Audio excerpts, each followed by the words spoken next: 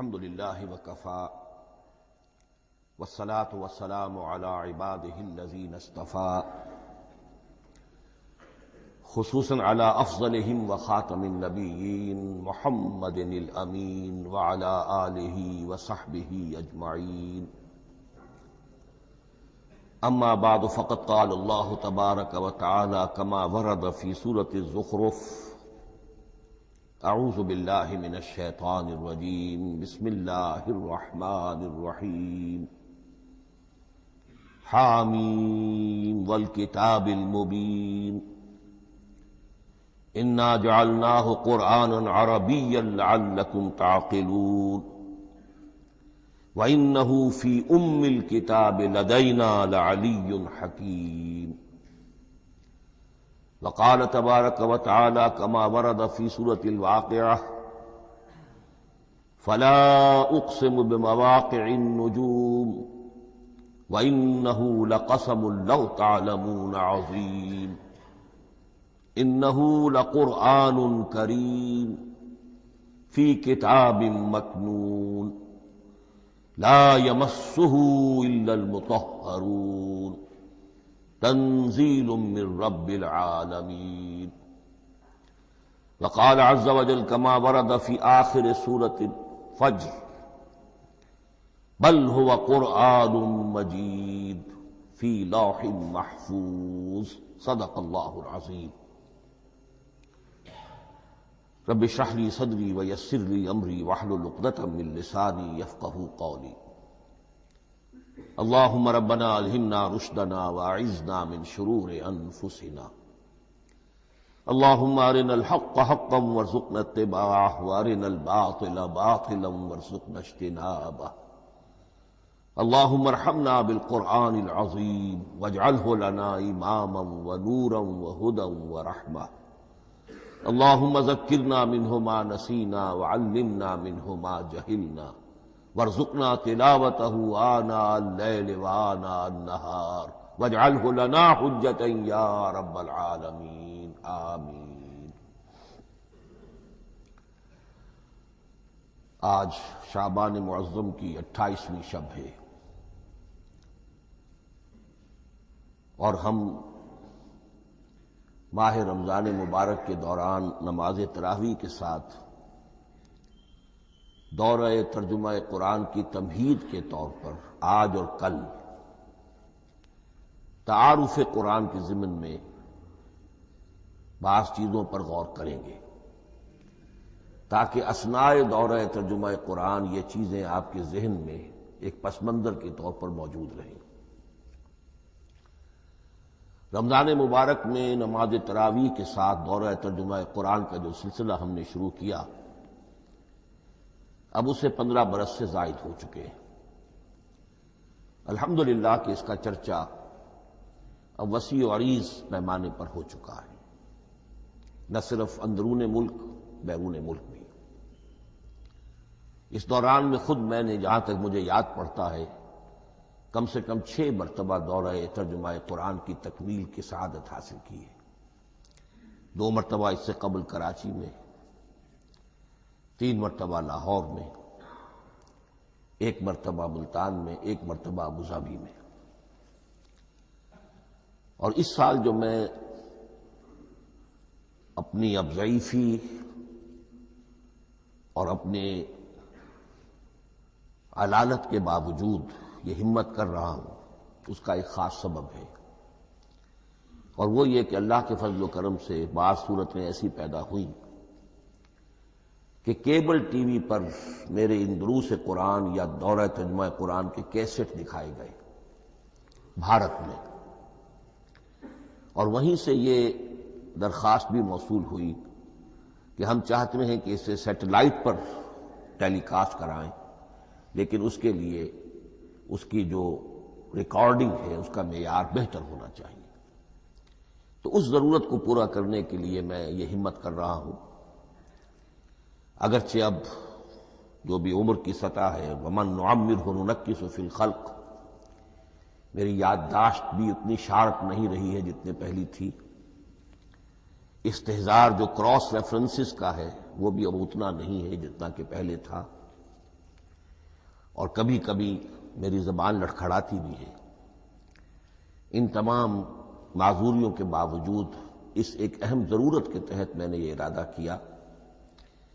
میں خود بھی اللہ سے دعا کرتا ہوں، آپ بھی اللہ سے دعا فرمائیں کہ اس ارادے کی تکمیل ہو جائے اور اس سلسلے کو اللہ تعالیٰ اپنے کلام پاک کے پیغام اور علم اور حکمت کی ایک بڑے پیمانے پر پورے عالم انسانیت میں پھیلانے کا ذریعہ بنا دے۔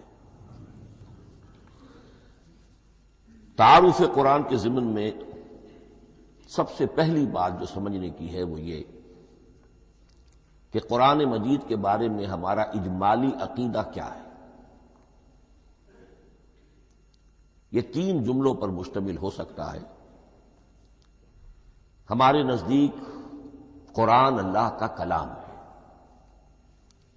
جو محمد الرسول اللہ صلی اللہ علیہ وسلم پر نازل ہوا، اور تیسرے یہ کہ یہ مکمل محفوظ شکل میں موجود ہے بن و عن، اس میں نہ کوئی تحریف ہوئی ہے نہ کوئی تبدیلی ہوئی ہے۔ یہ کم سے کم 3 اجزاء ہیں ہمارے عقیدے کے قرآن مجید کے بارے میں۔ لیکن اب اس کی کچھ علمی توضیحات۔ سب سے پہلے یہ کہ کلام ہونا، اس کا اللہ کا کلام ہونا، اس لیے کہ آپ کے علم میں ہے یہ تورات جو حضرت موسیٰ علیہ السلام کو دی گئی تھی وہ لکھی ہوئی شکل میں پتھر کی تختیوں پر لکھی ہوئی صورت میں دی گئی تھی، اور قرآن مجید کی تنزیل جو محمد رسول اللہ صلی اللہ علیہ وسلم پر ہوئی ہے وہ ایک مختلف صورت میں ہوئی ہے۔ اس کو قرآن مجید خود اللہ کا کلام قرار دیتا ہے۔ چنانچہ سورہ توبہ کی آیت ہے، آیت نمبر 6، وَإِنْ أَحَدٌ مِّنَ الْمُشْرِكِينَ اسْتَجَارَكَ فَأَجِرْهُ حَتَّى يَسْمَعَ كَلَامَ اللَّهِ ثُمَّ أَبْلِغْهُ مَأْمَنَهُ۔ جب ہجرت کے 9ویں سال آخری وارننگ دی گئی تھی مشرکین عرب کو کہ اب صرف تمہیں چند مہینے کی مہلت دی جا رہی ہے، اس دوران میں آخری فیصلہ کر لو اسلام قبول کرنا ہے یا نہیں، اس لیے کہ اس کے بعد مشرکین عرب کے لیے کوئی رعایت نہیں ہوگی، جو لوگ اسلام قبول نہیں کریں گے انہیں تہہ تیغ کر دیا جائے گا۔ فَإِذَا انْسَلَخَ الْأَشْهُرُ الْحُرُمُ فَاقْتُلُوا الْمُشْرِكِينَ حَيْثُ وَجَدتُّمُوهُمْ۔ جب یہ مہلت ختم ہو جائے تو ان مشرکین کا قتل عام کرو۔ اس کی وضاحت پھر جب سورہ توبہ ہم پڑھیں گے تو اس وقت یقیناً ذہن میں کچھ اشکالات آئیں گے، لیکن اس وقت اس ضمن میں تفصیلی بحث کا موقع نہیں۔ اب اس میں ایک استثناء رکھا گیا کہ ایک مشرک ہے، وہ چاہتا ہے کہ اتنا بڑا چیلنج جو ہمیں دے دیا گیا تو ہمیں موقع دیا جائے کہ ہم آئیں، آپ کے پاس بیٹھیں، کچھ دن رہیں، اللہ کا کلام سنیں، آپ کیا بات منوانا چاہتے ہیں، اس کے لیے کیا دلائل ہیں، اس کو اچھی طرح سمجھیں، اس کا ہمیں موقع ہونا چاہیے۔ اس کے لیے یہ آیت نازل ہوئی کہ وَإِنْ أَحَدٌ مِّنَ الْمُشْرِكِينَ اسْتَجَارَكَ، اے نبی اگر ان مشرکین میں سے کوئی شخص آپ سے پناہ طلب کرے فَأَجِرْهُ، اسے پناہ دیجئے، حَتَّى يَسْمَعَ كَلَامَ اللَّهِ، یہاں تک کہ وہ اللہ کا کلام سن لے۔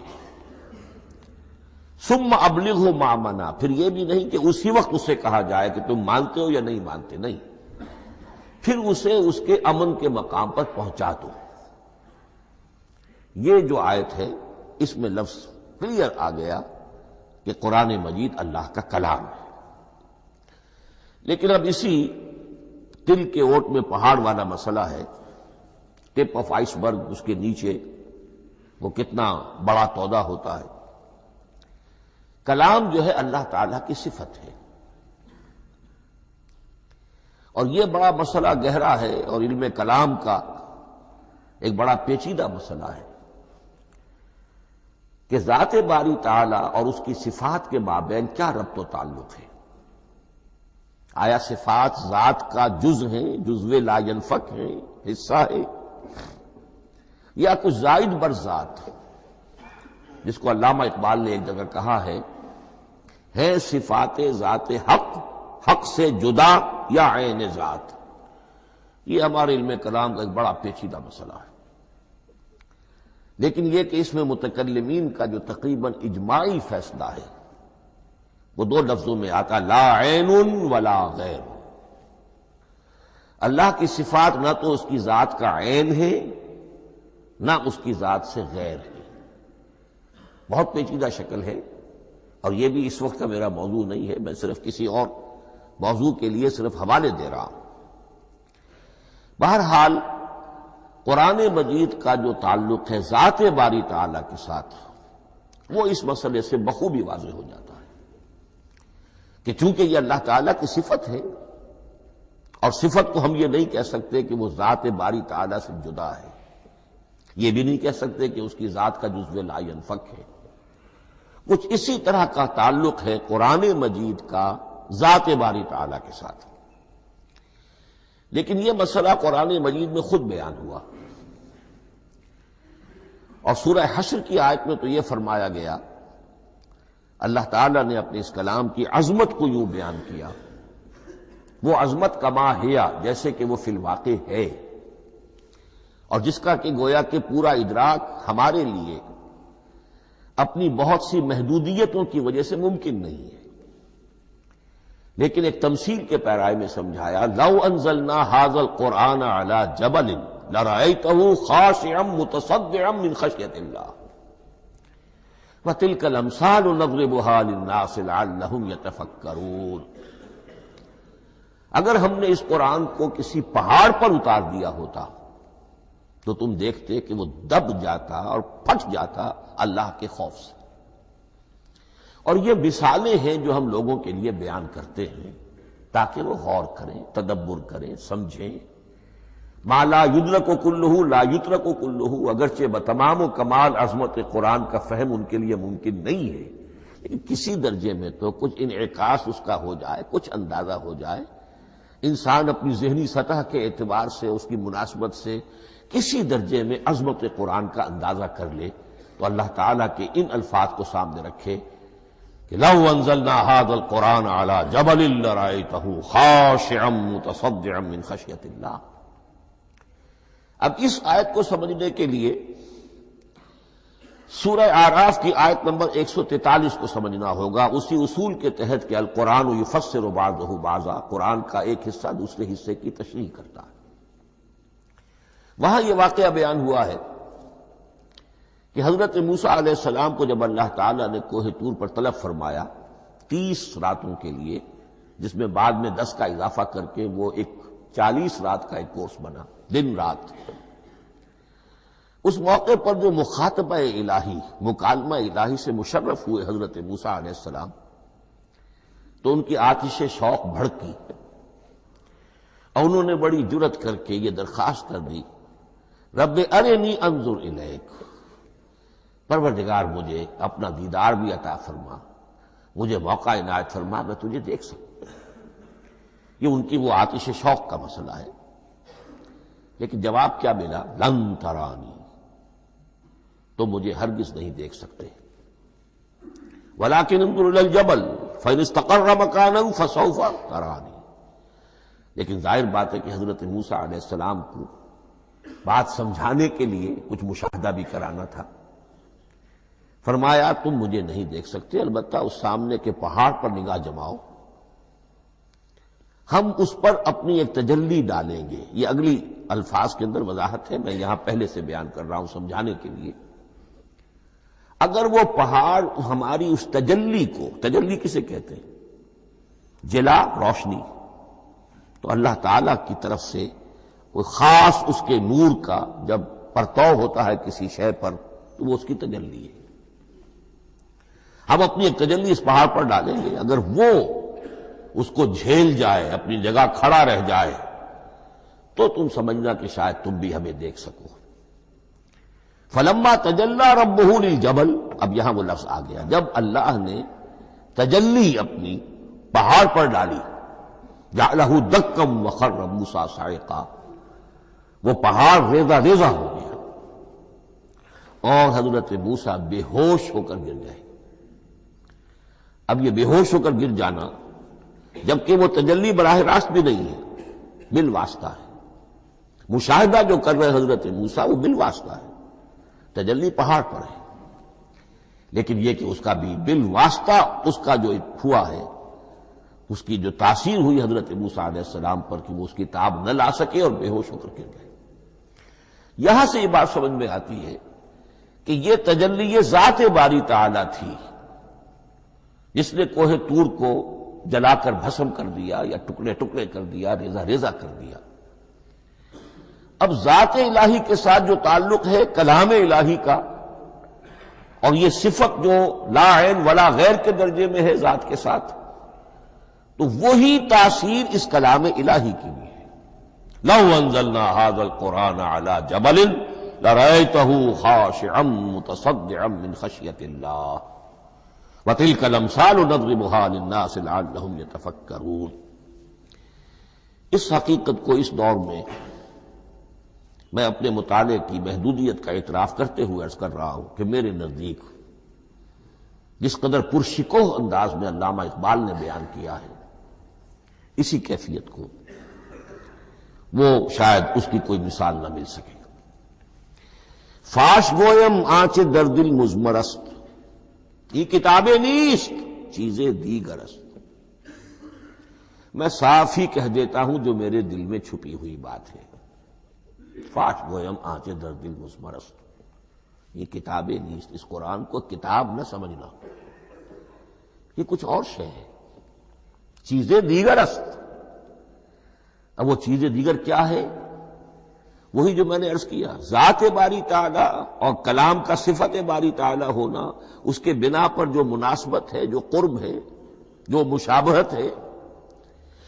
مثل حق پنہاؤ ہم پیداستو، زندہ و پائندہ و گویاستو۔ اس کلام میں اللہ تعالی کی ساری صفات کا انعکاس موجود ہے۔ یہ بات ویسے بھی سمجھ میں آتی ہے، کوئی شخص ذرا گفتگو کرے، چند جملے جب وہ ادا کرے گا اپنی زبان سے، تو معلوم ہو جائے گا کہ اس کے فہم کا، اس کی دانش کا، اس کے مطالعے کا حدود اربع کیا ہے اور اس کے ذہن کی سطح کیا، سمجھ میں آ جائے گی بات۔ اس لیے کہ کلام جو ہے وہ متکلم کی پوری شخصیت کی عکاسی کر رہا ہوتا۔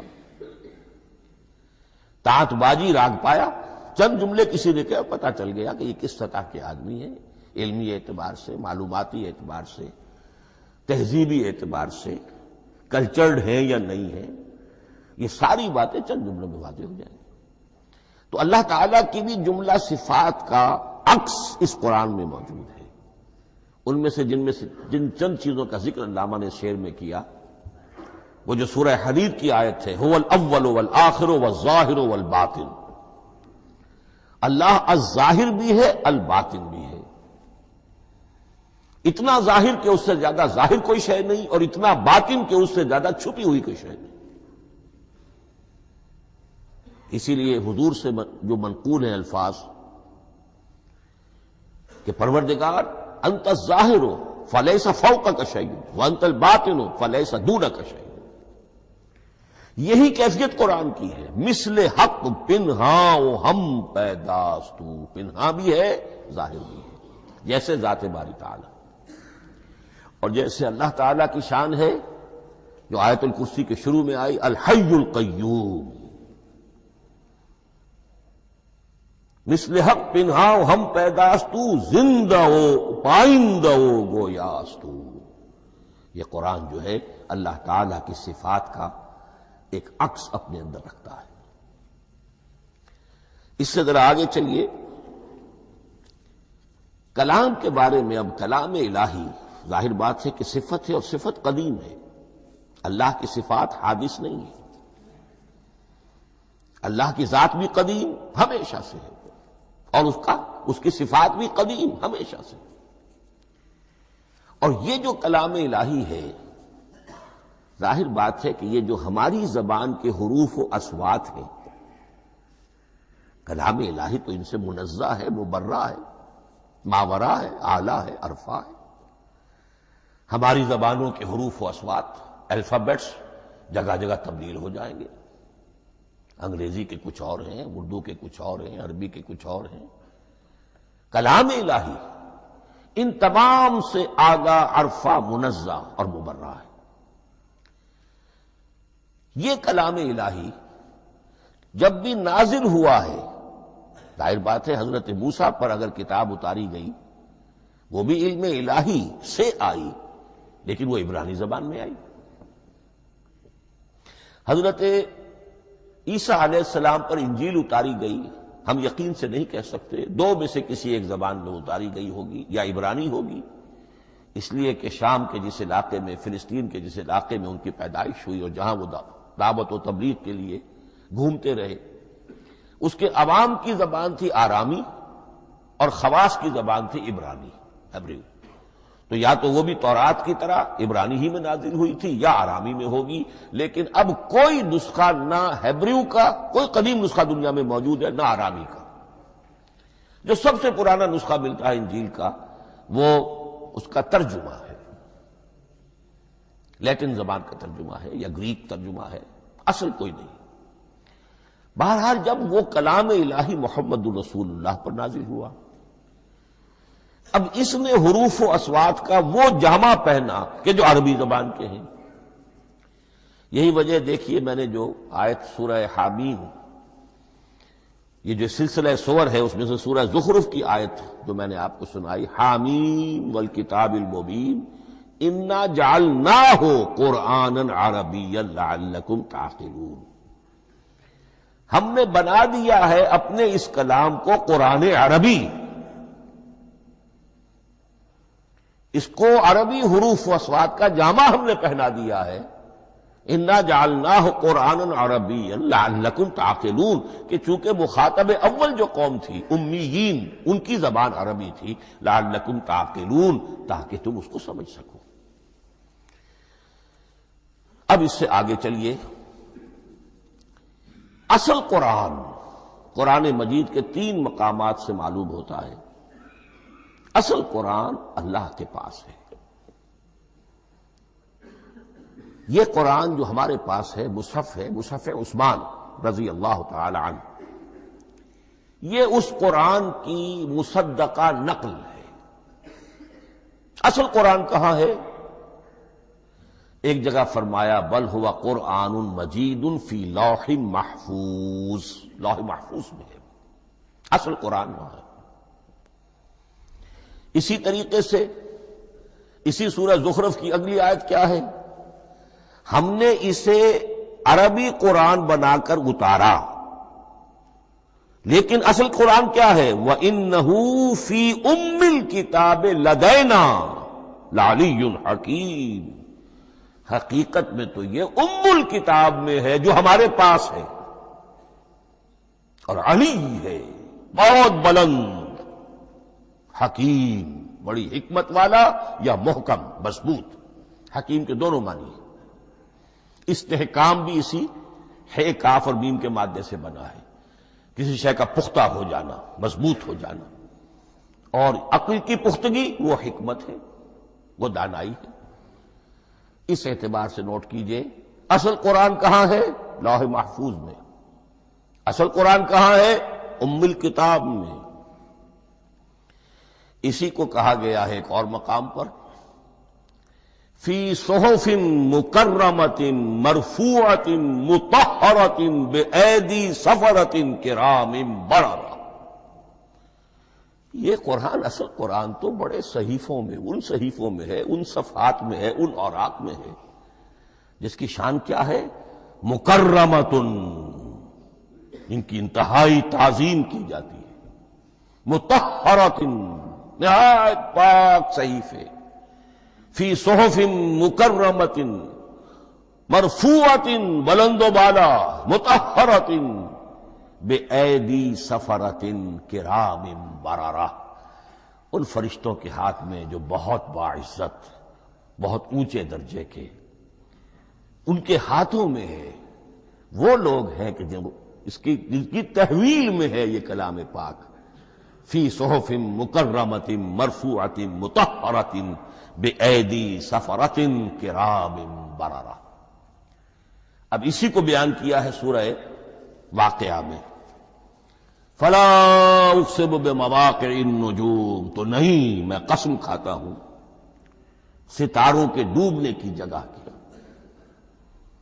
وَإِنَّهُ لَوْ تَعْلَمُونَ لَقَسَمٌ عَظِيمٌ وَإِنَّهُ لَقَسَمٌ لَوْ تَعْلَمُونَ عَظِيمٌ، اور اگر تم جان سکتے تو یہ بہت بڑی قسم ہے جو ہم نے کھائی ہے، بہت بڑی گواہی ہے جو ہم نے پیش کی ہے۔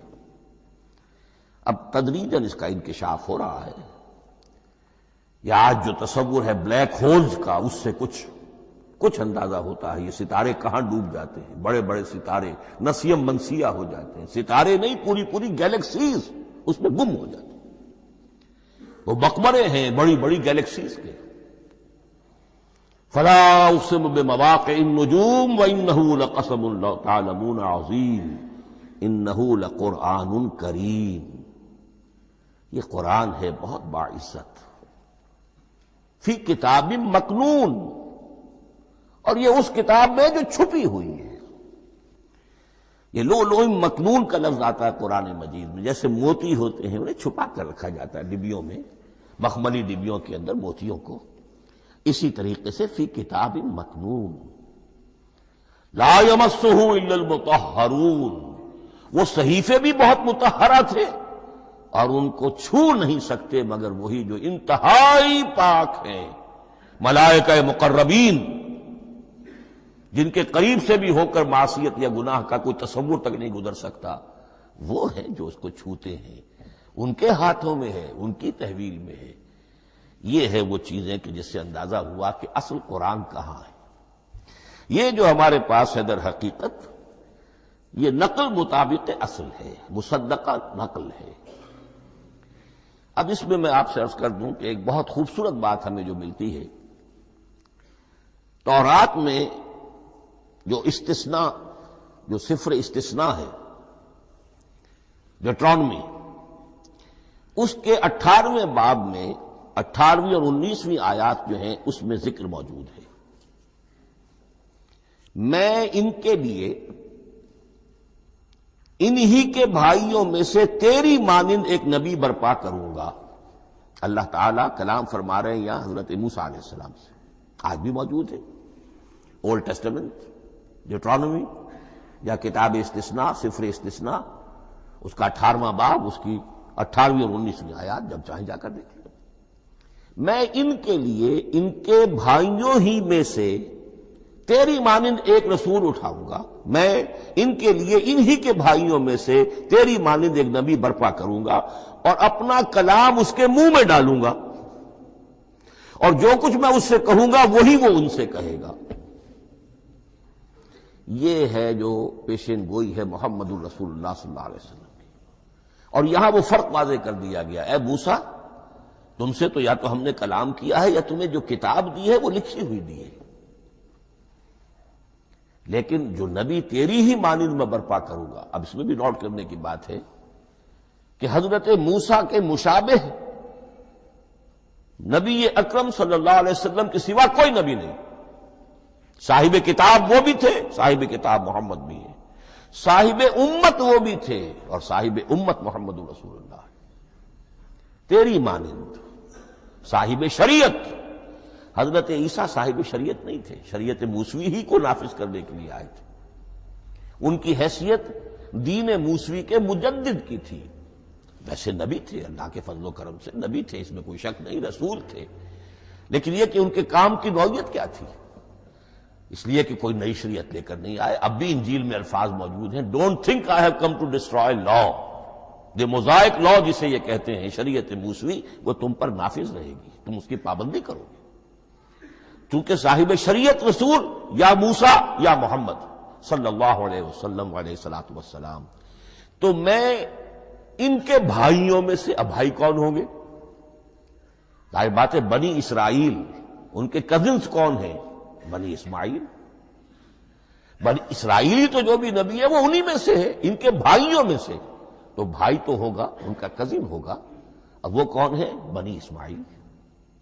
آپ نے ابھی سنا ہوگا جب پیس ٹریٹی ہوئی تھی اور کلنٹن صاحب آئے تھے، اور وہاں جب شاہ حسین جو ہیں اردن کے وہ بھی آئے اور بغل گیر ہوئے تھے، اسرائیل کے وزیر اعظم تھے، تو اس وقت یہ لفظ استعمال کیا تھا صدر کلنٹن نے کہ آپ لوگ تو آپس میں کزنز ہیں، لفظ کزن استعمال کیا تھا۔ تو ان کے بھائیوں میں سے گویا کہ غیر اسرائیلی جو ان کے قریب ترین قرابت دار ہوں گے وہ بنو اسماعیل ہیں. تیرے مانند صاحب شریعت نبی میں برپا کروں گا، لیکن اس پر جو میرا کلام اترے گا وہ کس شکل میں اترے گا؟ میں اپنا کلام اس کے منہ میں ڈالوں گا اور پھر وہ جو کچھ کہے گا وہ وہی کہے گا جو میں نے کہا ہے. اب اس کے حوالے سے ایک بہت اہم بات سمجھ لیجئے، اور قرآن مجید کے دو اہم مقامات کی وضاحت اس سے ہو جائے گی. یہ کلام اللہ، قرآن مجید میں اس کو قول جبرائیل بھی کہا گیا ہے. کلام اللہ حضرت جبرائیل کے ذریعے سے جب ادا ہوا ہے تو قول جبرائیل ہے، اور پھر جب وہ محمد الرسول اللہ کی زبانی ادا ہوا تو قول رسول ہے، قول محمد ہے صلی اللہ علیہ وسلم. یہ قول اللہ بھی ہے، قول جبرائیل بھی ہے، اور قول محمد بھی ہے بیک وقت. یہ بات دیکھیے سورہ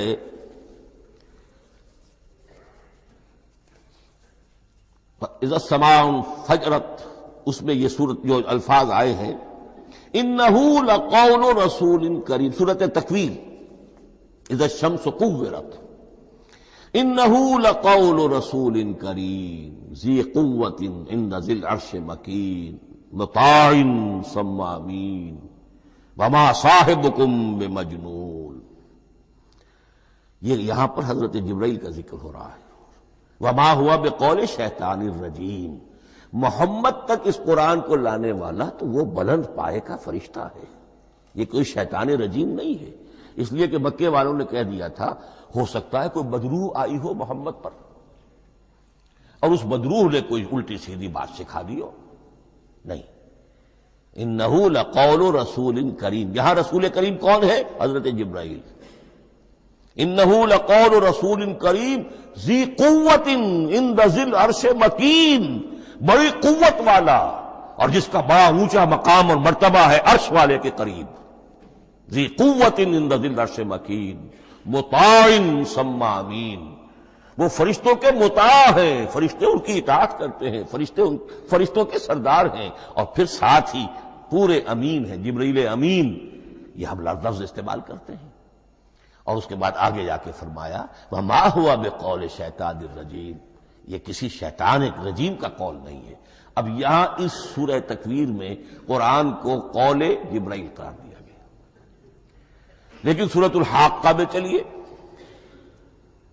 اس کے آخر میں آتا ہے انہ لقول رسول کریم وما ہوا بقول شاعر قلیلا ما تؤمنون ولا بقول کاہن قلیلا ما تذکرون تنزیل من رب العالمین. یہاں اب رسول کریم سے مراد محمد الرسول اللہ صلی اللہ علیہ وسلم. یہ کسی شاعر کا قول نہیں ہے، کسی کاہن کا قول نہیں ہے، یعنی جس کے زبانی یہ قرآن لوگوں کے سامنے آ رہا ہے. جبرائیل کا قول ہو کر تو محمد پر نازل ہوا صلی اللہ علیہ وسلم، لیکن اب لوگوں کے سامنے وہ قول محمد بن کر آ رہا. انہ لقول رسول کریم وما ہوا بقول شاعر قلیلا ما تؤمنون ولا بقول کاہن قلیلا ما تذکرون تنزیل من رب العالمین. تو قرآن مجید کلام اللہ ہے، پھر وہ قول جبرائیل بنا جب جبرائیل نے آ کر محمد کو سنایا، اور پھر وہ قول محمد بنا جب محمد کی زبان مبارک سے لوگوں نے اسے سنا، اہل عرب نے سنا، اور پھر وہ بات پھیلتی چلی گئی.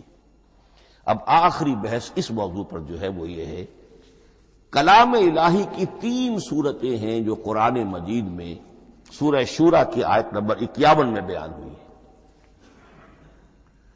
وما كان لبشر ان يكلمه اللہ، کسی بشر، کسی انسان کی یہ حیثیت نہیں ہے، مقام نہیں ہے کہ اللہ اس سے کلام کرے.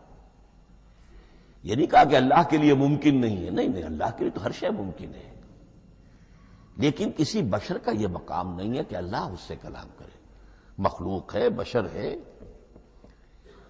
ما کان لبشر ان یکلمہ اللہ الا اب 3 شکلیں آئیں، الا وحیا او من وراء حجاب او یرسل رسولا فیوحی باذنہ ما یشاء انہ علی حکیم. 3 صورتیں ہیں کلام الہی کی. یا تو براہ راست اللہ وحی کرتا ہے بغیر کسی فرشتے کی درمیان میں ذریعہ بنائے ہوئے، اسی کا نام الہام ہے، اسی کا نام تحدیث ہے۔ یہ غیر نبی کے ساتھ بھی ہوتا ہے۔ حضور نے فرمایا ہر نبی کی امت میں محدث ہوتے تھے جن سے اللہ کلام کرتا تھا، اور میری امت کا محدث عمر ہے رضی اللہ تعالی عنہ۔ محدث، محدث نہیں، محدث کے معنی ہے علم حدیث کا ماہر۔ امام بخاری محدث ہیں، امام مسلم محدث ہیں۔ محدث تحدیث سے مفعول بنا جس سے بات کی جاتی ہے، محدث۔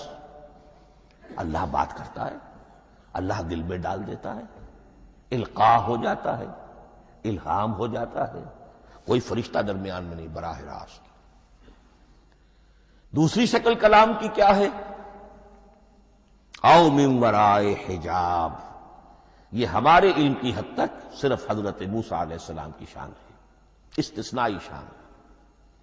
وَكَلَّمَ اللَّهُ مُوسَىٰ تَكْلِيمًا، اور موسیٰ کے ساتھ تو اللہ نے کلام فرمایا جیسے کہ کلام کیا جاتا ہے۔ فرق کیا تھا؟ من ورائے حجاب، پردہ تھا، دیکھ نہیں سکتے تھے، تبھی تو ان کی وہ آتشی شوق بھڑکی تھی۔ کیا قیامت ہے کہ چلمن سے لگے بیٹھے ہیں، صاف چھٹتے بھی نہیں، سامنے آتے بھی نہیں، کلام بھی فرما رہے ہیں، لیکن یہ کہ بات مجھے دیدار عطا کرنے کے لیے تیار نہیں، رب ارنی انظر الیک۔ لیکن یہ جو کلام ہے ہمارے علم کی حد تک براہ راست اس دنیا میں حضور سے ہوا ہے معراج کی شب، لیکن وہ 7ویں آسمان پر ہوا۔ اس دنیا میں ہمارے علم کی حد تک یہ کلام براہ راست من ورائے حجاب صرف حضرت موسیٰ علیہ السلام کی استثنائی شان ہے۔ اور تیسرا ہے او یرسل رسولا فیوحی باذنہ ما یشاء، یا تیسری صورت یہ کہ اللہ کسی پیغامبر کو بھیجتا ہے جو وحی کرتا ہے جو اللہ چاہتا ہے۔ یہ تیسری شکل ہے وحی کی۔ قرآن مجید اس تیسری شکل میں نازل ہوا ہے محمد الرسول اللہ صلی اللہ علیہ وسلم پر۔ حضور کو جو الہام ہو جاتے تھے، جو حضور کو القاء ہو جاتا تھا، جو آپ کے دل میں براہ راست اللہ کی طرف سے وحی آتی تھی، وہ قرآن میں شامل نہیں ہے۔ اگرچہ حضور کے خواب بھی سچے تھے، وہ بھی اللہ کی طرف سے ہوتے تھے، شیطان کی آمیزش نہیں ہو سکتی تھی، لیکن یہ بھی قرآن میں شامل نہیں ہے۔ قرآن میں شامل ہے تیسری قسم کی وحی، او یرسل رسولا، پھر ہم بھیجتے ہیں ایک پیغامبر کو فرشتوں میں سے۔ اللہ یستفی من الملائکۃ رسلا ومن الناس، اللہ چن لیتا ہے فرشتوں میں سے بھی اپنا پیغامبر اور انسانوں میں سے بھی۔ تو فرشتہ کے ذریعے سے ایک فرشتہ جو اللہ سے لیتا ہے اور انسان، رسول انسان تک پہنچا دیتا ہے۔ اب وہ رسول انسان، رسول بشر جو ہے وہ اپنے ہم نوع، ہم جنس لوگوں کو پہنچاتا ہے۔ تو اللہ یستفی من الملائکۃ رسلا ومن الناس، یہاں وہی بات فرمائی او یرسل رسولا فیوحی باذنہ ما یشاء، پھر وہ وحی کرتا ہے اللہ کے حکم سے جو اللہ چاہتا ہے۔ یہ کلام الہی کی یہ تیسری شکل ہے جو محمد الرسول اللہ صلی اللہ علیہ وسلم پر نازل ہوا، اور وہ ہے قرآن حکیم۔ اب ایک اور بحث جو علمی ہے وہ یہ ہے کہ حضور پر جو اس کا نزول ہوا اس کی کیفیات کیا تھی۔ دو الفاظ استعمال ہوتے ہیں، انزال بھی اور تنزیل بھی۔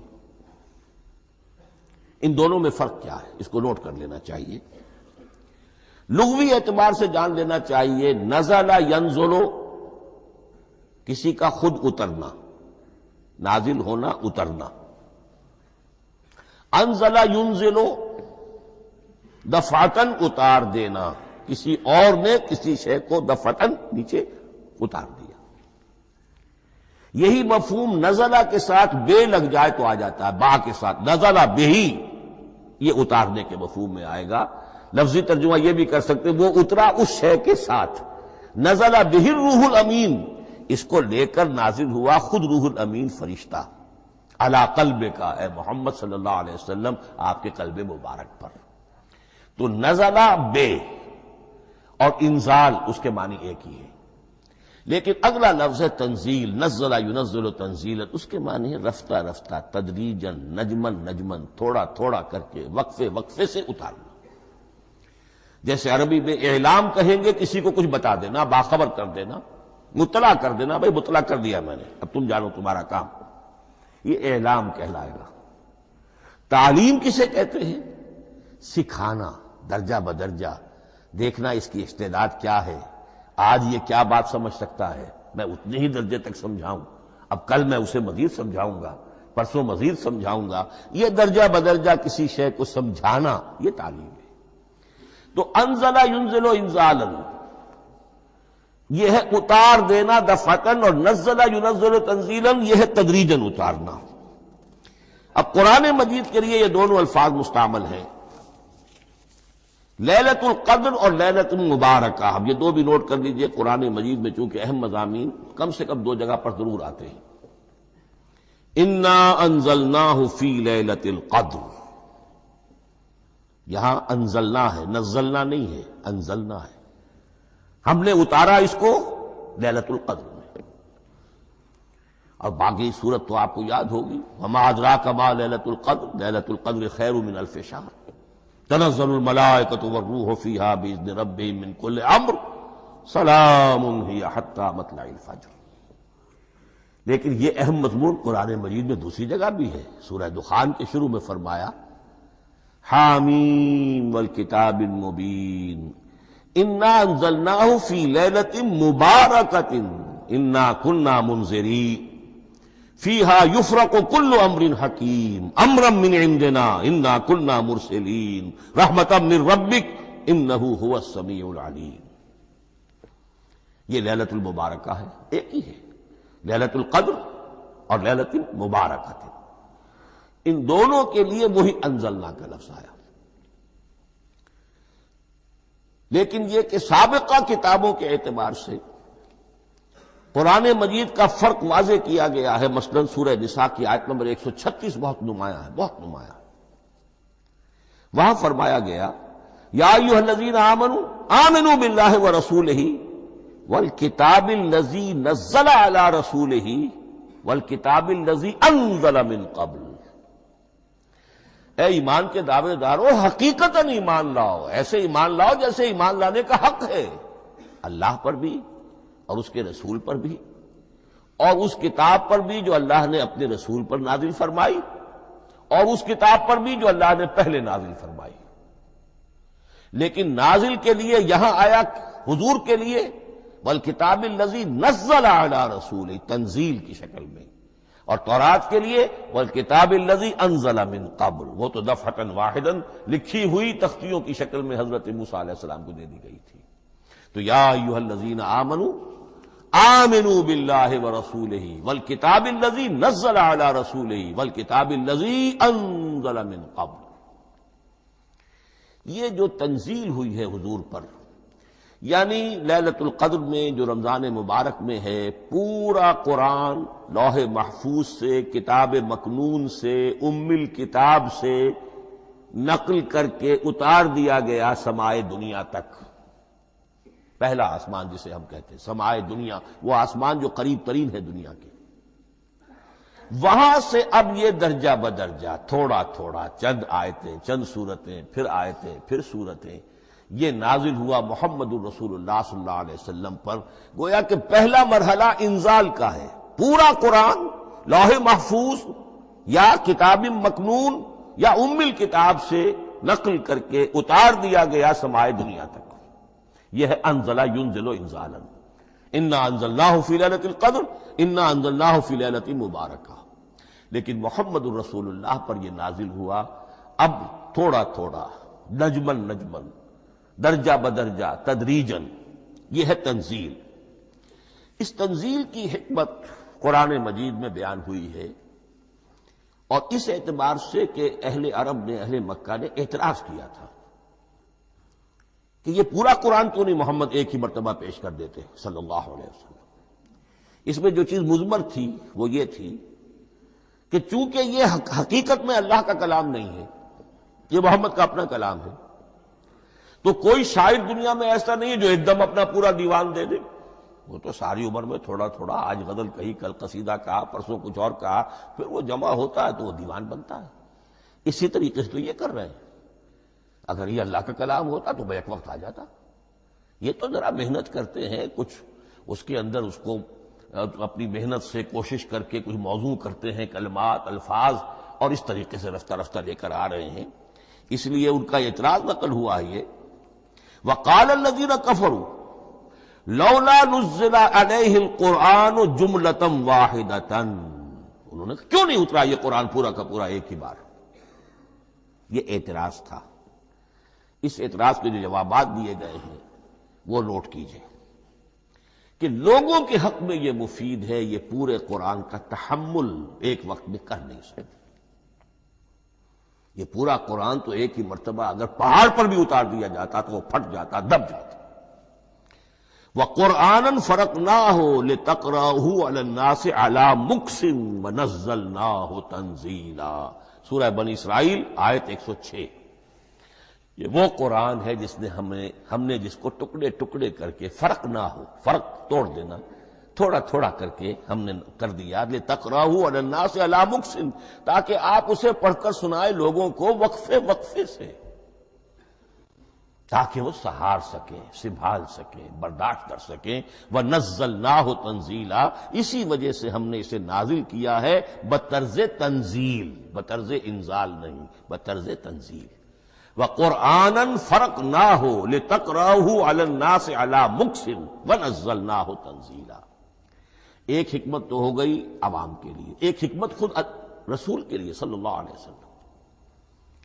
كَذَلِكَ لِنُثَبِّتَ بِهِ فُؤَادَكَ وَرَتَّلْنَاهُ تَرْتِيلًا۔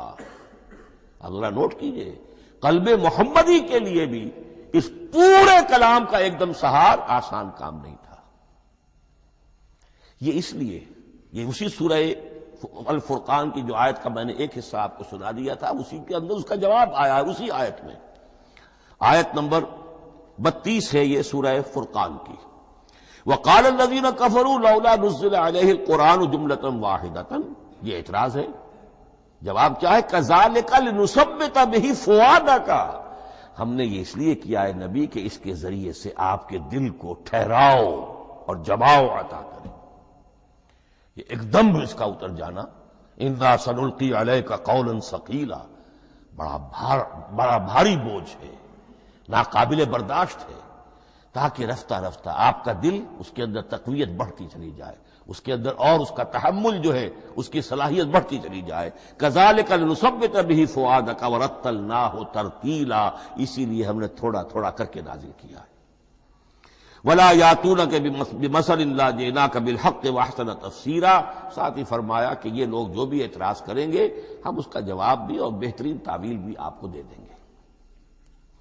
اب اگلی بحث یہ ہے، یہ قرآن کب اور کہاں نازل ہوا؟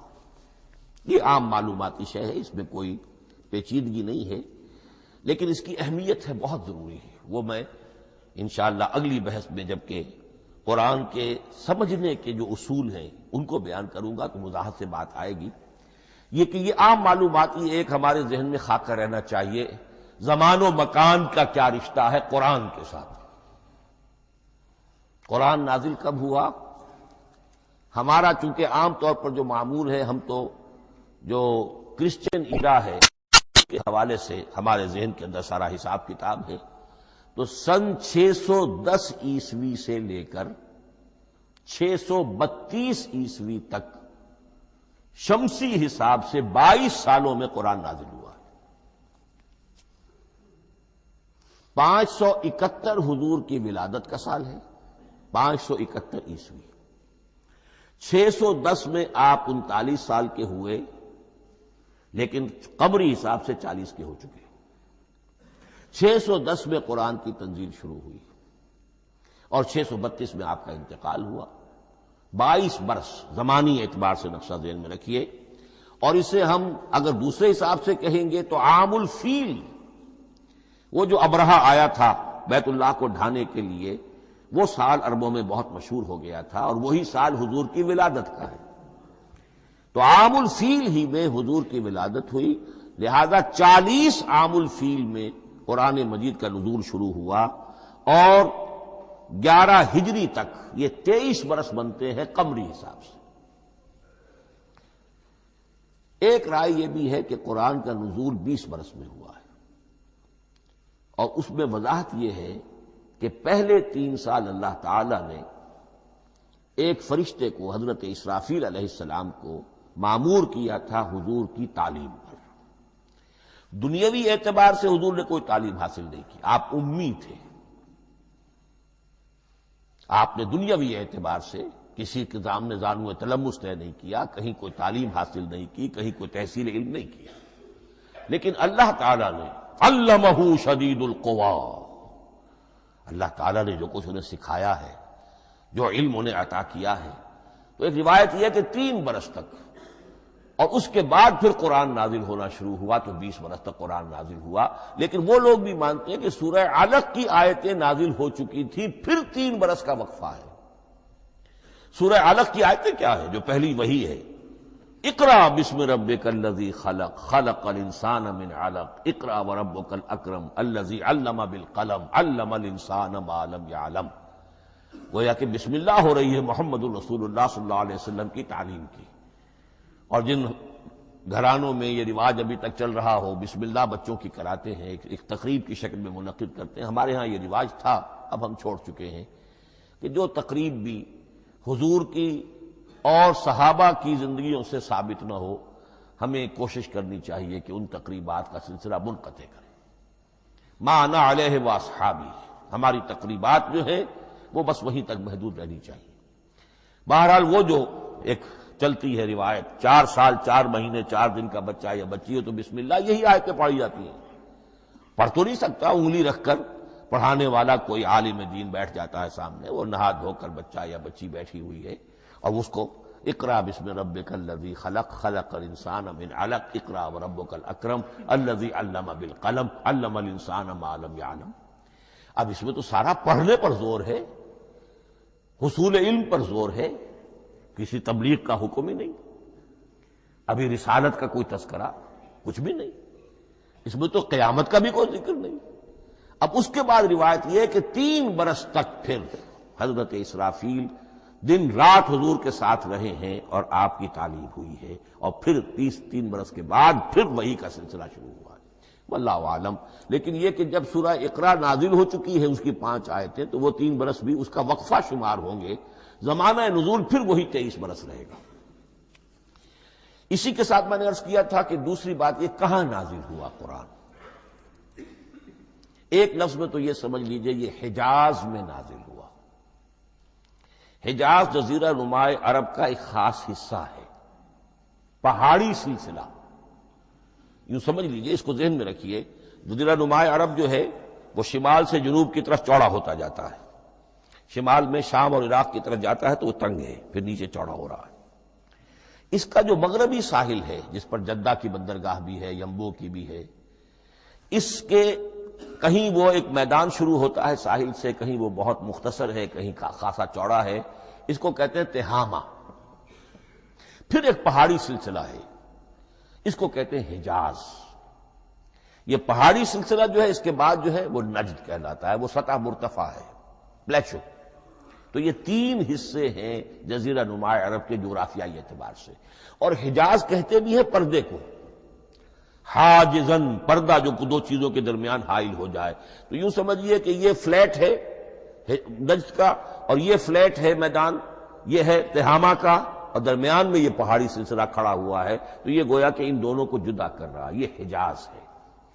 اس حجاز ہی کا شہر مکہ ہے، اس حجاز ہی کا شہر مدینہ ہے، اس حجاز ہی کا شہر طائف ہے، اس حجاز ہی کی آخری ٹپ سمجھ لیجئے تبوک ہے۔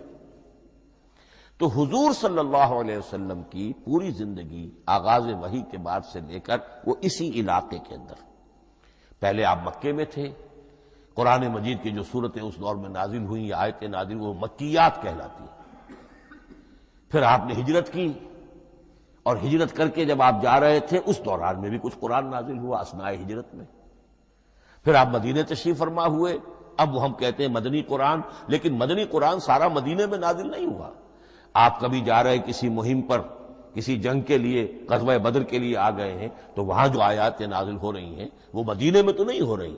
براڈ تقسیم تو یہی ہے، مکی مدنی. ہجرت سے قبل جو کچھ نازل ہوا وہ مکی، ہجرت کے بعد جو کچھ نازل ہوا وہ مدنی. لیکن صرف مدنی کہنا صحیح نہیں ہے.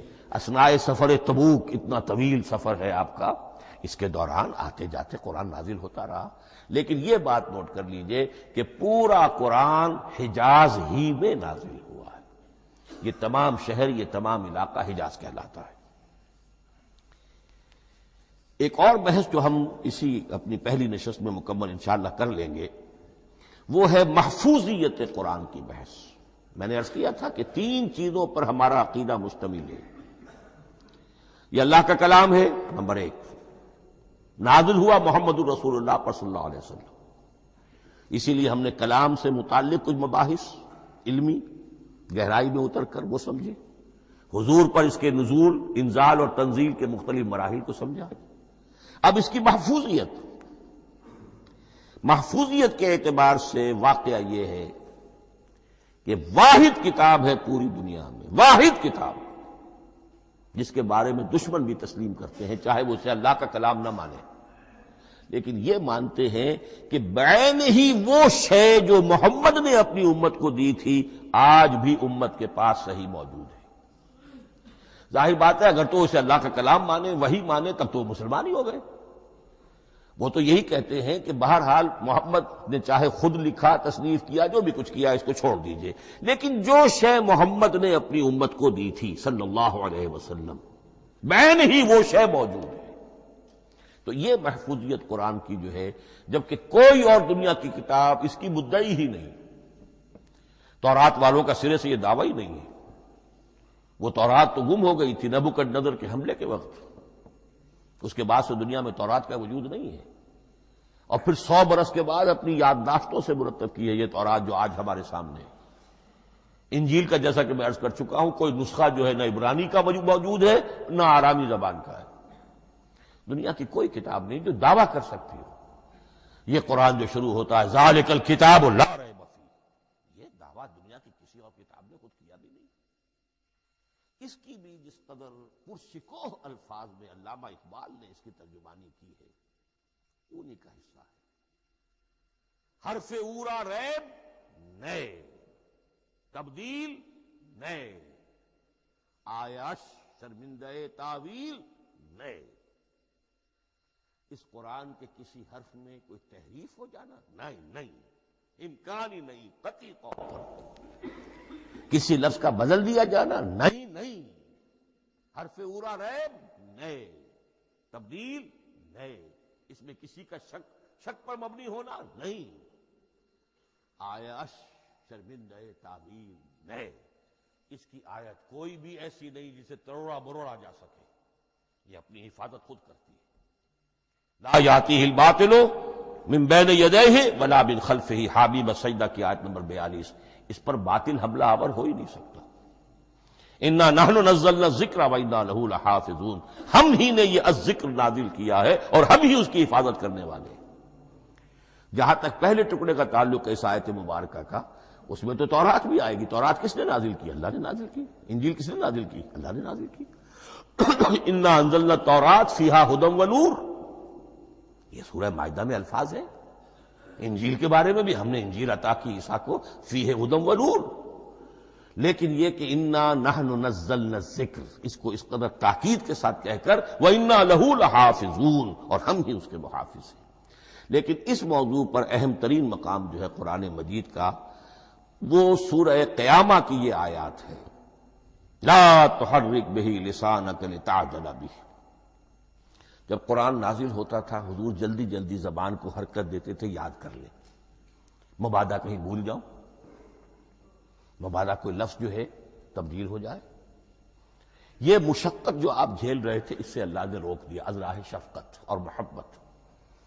لا تحرک بہ لسانک لتعجل بہ ان علینا جمعہ وقرآنہ، ہمارے ذمے ہے اس کو جمع کر دینا، آپ کے سینے میں جمع کر دیں گے اس کو. اور صرف جمع کرنا نہیں، قرآن ترتیب. قرآن ہوتا ہے پڑھا جاتا ترتیب سے.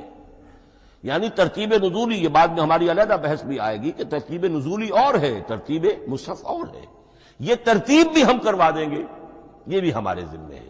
ان علینا جمعہ وقرآنہ فاذا قرأناہ فاتبع قرآنہ، پھر جب ہم جس ترتیب سے پھر آپ کو پڑھائیں اسی ترتیب کی پیروی کیجیے۔ یہ جو ہے کہ قرآن کا جمع اور تدوین، یہ بھی اللہ تعالیٰ نے اس کی ضمانت لی، اور اس کی ترتیب بھی اللہ تعالیٰ ہی کی ضمانت سے ہے۔ اس اعتبار سے محفوظیت قرآن کے یہ دونوں پہلو ہمارے سامنے رہنے چاہیے۔ بارک اللہ لی ولکم فی القرآن العظیم ونفعنی وإیاکم بالآیات والذکر الحکیم۔